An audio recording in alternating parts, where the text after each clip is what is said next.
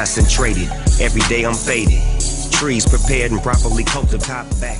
And let the ass drag. You see it everywhere. TV, movies, music, and recently the news. People all over the world are for and against the controversial issue of legalizing marijuana. Marijuana began to be criminalized and made illegal by many countries in the 20th century, though the benefits have been recognized as early as 2700 BC by Chinese medicine men. The start of legalization began in 1973 when the DEA was petitioned to reclassify marijuana as a Schedule II drug that could be prescribed by physicians.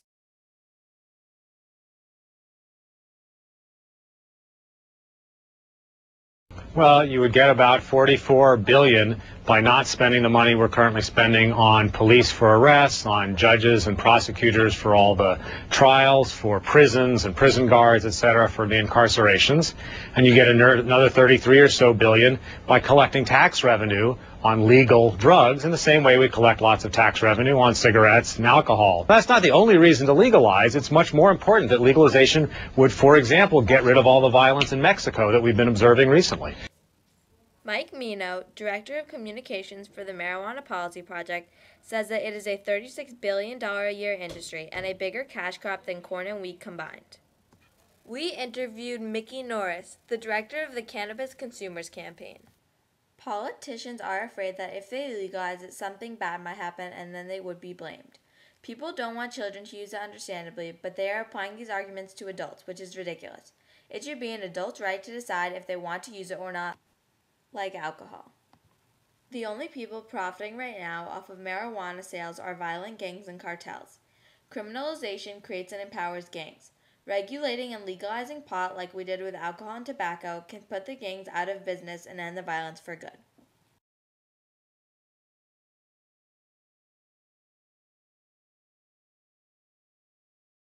Is marijuana a gateway drug? This means that it could lead to the use of other harmful drugs. Also, a long-term effect of smoking could be the loss of important brain cells. Another possible negative scenario of legalizing marijuana is that it is another road caution to look out for, as well as alcohol.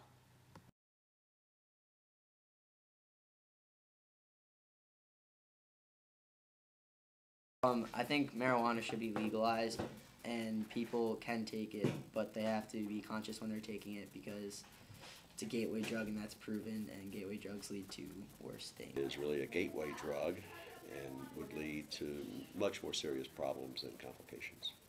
Drugs, I think that a lot of times we have been so focused on arrests, incarceration, interdiction, that we don't spend as much time thinking about how do we shrink demand. And this is something that within the White House we are looking at very carefully. We are not spending them for prosecutions of rape, homicide, etc. Then, marijuana will never put this violence that we heard earlier out of business.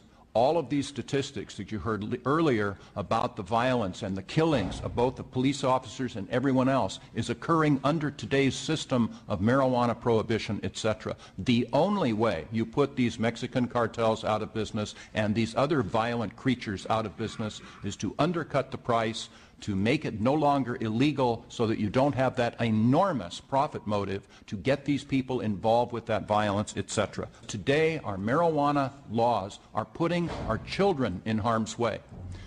It is easier for our young people to get marijuana than it is alcohol. And if you don't want to listen to me, ask any teenagers you can find. They will tell you that because of alcohol prohibition, marijuana prohibition. And Reverend Richardson kind of stole one of my lines because it's true, because the illegal dealers do not ask for ID. So let's make it less available for children by regulating and controlling it.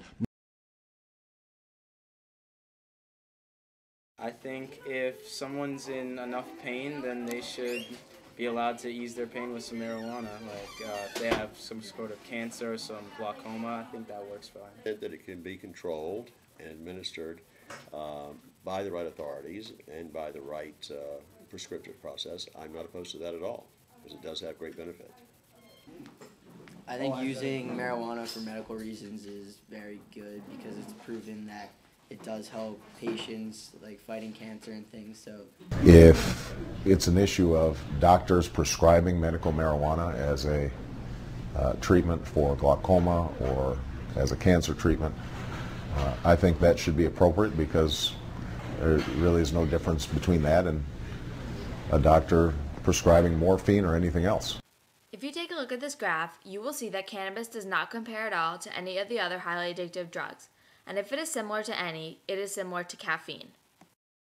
By continuing to criminalize marijuana, we are preventing people from using a great herb that could strongly benefit many and could also generate billions of dollars for our government.